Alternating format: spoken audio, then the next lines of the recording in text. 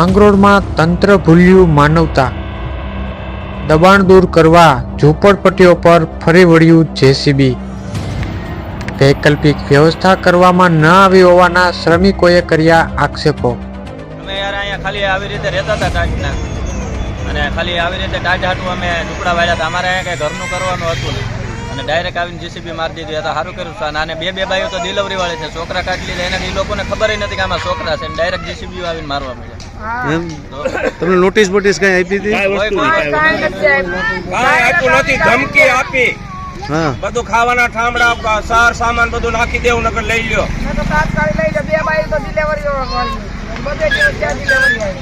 વિકાસના નામે તંત્ર દબાણ દૂર કરે એ યોગ્ય છે, પરંતુ કડકડતી ઠંડીમાં આ રીતે ઝૂંપડપટ્ટીઓ દૂર કરી શ્રમિકોનો સહારો અચાનક લઈ લેવો એ કેટલા અંશે યોગ્ય કહી શકાય.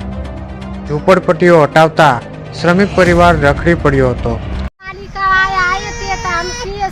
झोपड़े हमारे कई को भंगाते तो के यहाँ की चले जाना तो मारे रहने का नहीं, ऐसे कहीं क्या हमको झोपड़े भंगाई ना के हमारे 4 वर्ष की यहाँ रहते बापू, हम यहाँ पर हमको जगह में रहने नहीं दिए, काटते हैं, हम क्या जाए बापू।